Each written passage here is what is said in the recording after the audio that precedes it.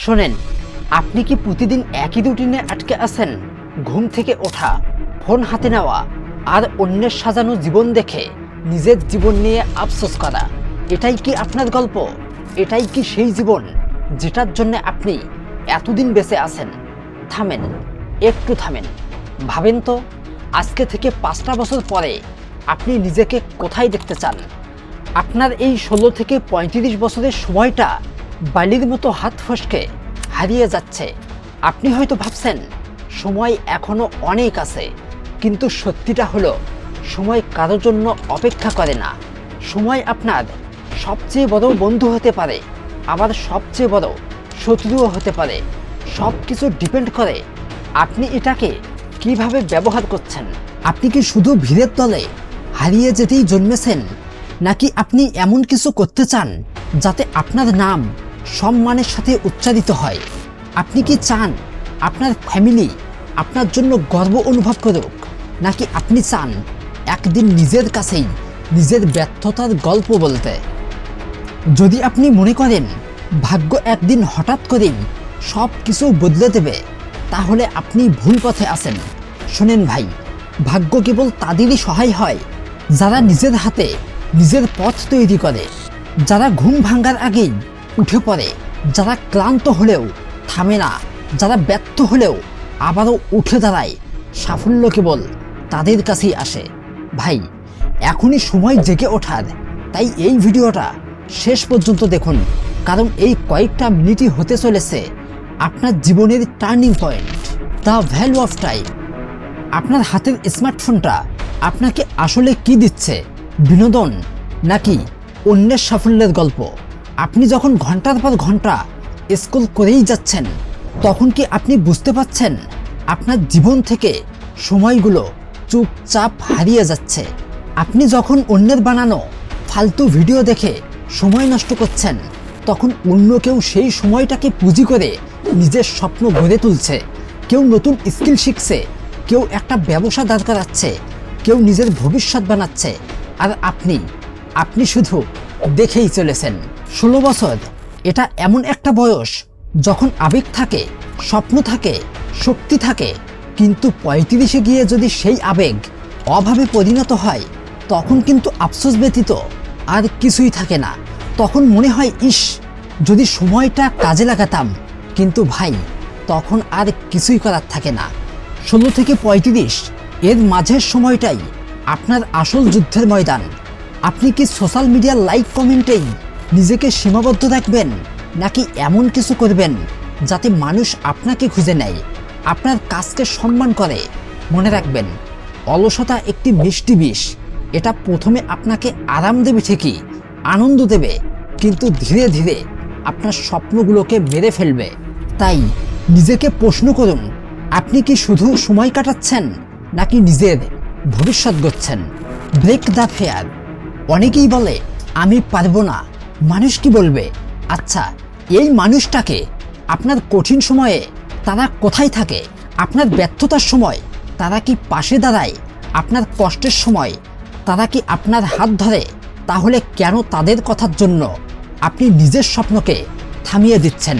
কেন তাদের ভয় পেয়ে আপনি নিজের জীবনটাকে ছোট করে ফেলছেন? ভাই, ভয় পাওয়াটা স্বাভাবিক, ভয় থাকবেই, কিন্তু ভয়ের কাছে হার মেনে নেওয়াটা ভুল।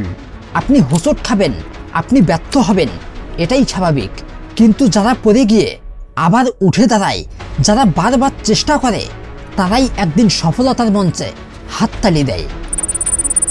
একবার ব্যর্থ হওয়া মানে আপনি চেষ্টা করেছেন, কিন্তু চেষ্টা না করা মানে আপনি ময়দানে নামার আগেই হেরে গেছেন। তাই ভয়কে থামাবেন না, ভয়কে সঙ্গে নিয়েই এগিয়ে যান। আপনার ভেতরের যে মানুষটি উঠতে চায়, তাকে থামাবেন না। আরে ভাই, মানুষ হাসবে, হাসতে দিন না।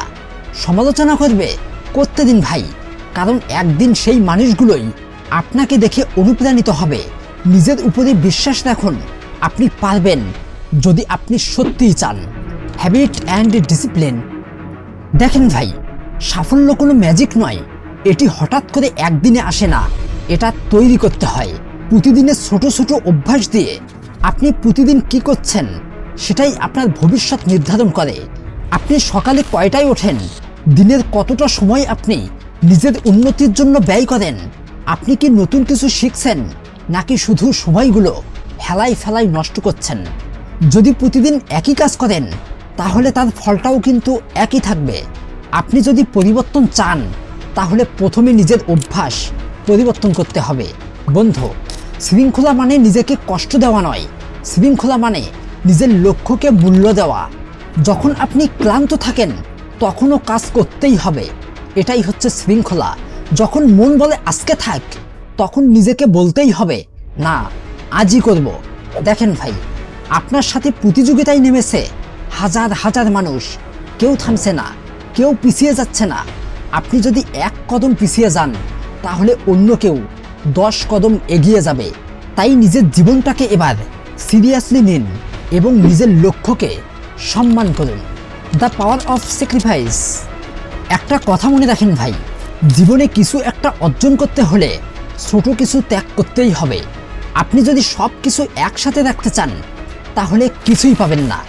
ঘন্টার পর ঘন্টা আড্ডা, অহেতুক ঘোরাঘুরি, সস্তা বিনোদন, এসব কি সত্যিই আপনার জীবনে কোনো মূল্য আনবে, নাকি এগুলো শুধুই আপনার সময় নষ্ট করছে? একটা বারের জন্য আপনার ফ্যামিলির কথা ভাবুন।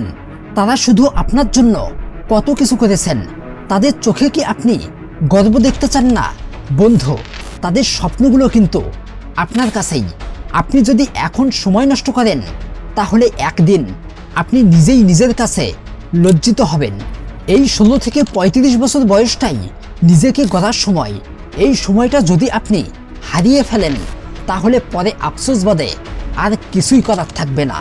শোনেন ভাই, ত্যাগ মানে হারানো নয়, ত্যাগ মানে বড় কিছু পাওয়ার জন্য ছোট কিছু একটা ছেড়ে দেওয়া। আজকে আপনি যেটা ত্যাগ করবেন, কাল সেটাই আপনার সাফল্যের ভিত্তি হবে। The final decision. ভাই, শেষ কথা কিন্তু একটাই, জীবন আপনার, সিদ্ধান্ত আপনাকেই নিতে হবে। কেউ এসে আপনাকে বদলে দেবে না, কেউ এসে আপনাকে সফল করে দেবে না। আপনাকে নিজের পথ নিজেই তৈরি করতে হবে, আপনাকেই নিজের ভবিষ্যৎ গড়তে হবে। মাই ডিয়ার ফ্রেন্ডস, আজকের এই ভিডিওটা দেখার পরে আপনি কি করবেন? আবার আগের মতোই সময় নষ্ট করবেন, নাকি সিদ্ধান্ত নেবেন? সাধারণ হয়ে বেঁচে থাকার জন্য আপনার জন্ম হয়নি। আপনার ভেতরে অসীম শক্তি আছে, অসীম সম্ভাবনা আছে। শুধু দরকার সেই সম্ভাবনাকে কাজে লাগানোর সাহস। জেগে উঠুন, এবার আয়নার সামনে দাঁড়ান, নিজের দিকে তাকান এবং সেই মানুষটাকে দেখুন যে বিজয়ের ট্রফিটা হাতে পাওয়ার জন্য ব্যাকুল হয়ে আছে। নিজেকে বলুন, আমি পারবো, আমাকে পারতেই হবে। মনে রাখবেন, সময় একবার চলে গেলে তা আর ফিরে আসে না। এই মুহূর্তটাই আপনার সুযোগ। আজ আপনি যে সিদ্ধান্ত নেবেন, আগামী 5 বছর পরে সেটাই আপনার জীবন নির্ধারণ করবে। তাই এমন সিদ্ধান্ত নিন যাতে ভবিষ্যতে আপনি নিজেই নিজেকে ধন্যবাদ দিতে পারেন। তাহলে আজকের মতো এখানেই বিদায় নিচ্ছি। ভিডিও যদি ভালো লাগে, তাহলে একটা লাইক করবেন, সাবস্ক্রাইব করতে ভুলে যাবেন না কিন্তু। Thanks for watching.